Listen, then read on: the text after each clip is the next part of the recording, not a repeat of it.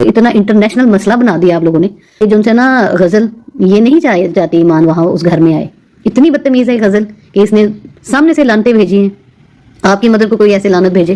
جس کا بیٹا اتنا ڈیسنٹ ہے، لائف پہ بیٹھ کے وہ اتنا ڈیسنٹ باتیں کرتا ہے، تمیز میں رہ کر، اس کی ماں ایسی بدتمیز ہوگی کہ وہ ایسی بات کرے گی؟ یہ سب جھوٹ ہے، فیک. رجب اور اس کی فیملی چاہتی ہیں کسی طرح جو رجب نے جو غلطیاں کی ہیں، زناکاریاں بدکاریاں کی ہیں نا، کسی طرح وہ اون پر اور اس کی مدر کے پہ لگا دے اور ساروں کی اٹینشن ادھر ڈائیورٹ کرا کے نا، تو وہ سچا بننا چاہ رہا ہے. ایسا نہیں ہو سکتا نا، ایسے کیسے ہو سکتا ہے؟ اور جو غزل جو سی اپنی بچی کو اٹھا کے تو وہ رجب کے منہ میں ڈال رہی ہوتی ہے نا، یہ کیوں ہو رہا ہے؟ وہ کیوں بار بار اپنی بیٹی اس کے منہ کے آگے رکھ رہی ہے تاکہ اس کو بیٹا نہ یاد آئے؟ لیکن وہ اتنا ہی اس کو اس کا بیٹا یاد آتا ہوگا کہ وہ اس کا بیٹا اس کے ساتھ ہونا چاہیے. اور یہ جانتی ہے غزل اور اس کی مدر کہ جس دن ایمان اور کیوان اس گھر میں آ گئے اس دن بس کیوان کیوان ہی ہوگا ہر جگہ.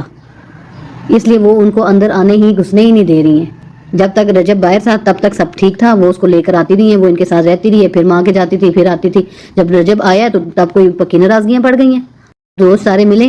اور رجب بٹ کی پوڈ کاسٹ کے بعد ایمان کی والدہ یعنی رجب بٹ کی ساس کی ایک اور آڈیو لیک ہوئی ہے، جس میں اس نے بہت سی باتوں کا خلاصہ کیا ہے اور یہ آ کر بتایا ہے کہ رجب بٹ کی بہن غزل نہیں چاہتی کہ ایمان اور اس کا گھر بسے.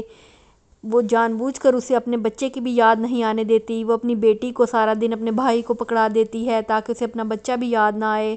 اور بھی بہت سی وہ باتیں کہتی ہیں اور کہتی ہیں کہ میرا بیٹا اتنا تمیز والا ہے، وہ کبھی ایسی حرکت کر ہی نہیں سکتا. غزل بہت ہی بدتمیز ہے اور یہ اسی کی لگائی ہوئی ساری آگ ہے جس کی وجہ سے ان دونوں کا گھر خراب ہو رہا ہے. وہ نہیں چاہتی کہ ایک بچہ اپنے باپ سے جدا ہو، اس کی پوری زندگی تباہ ہو جائے.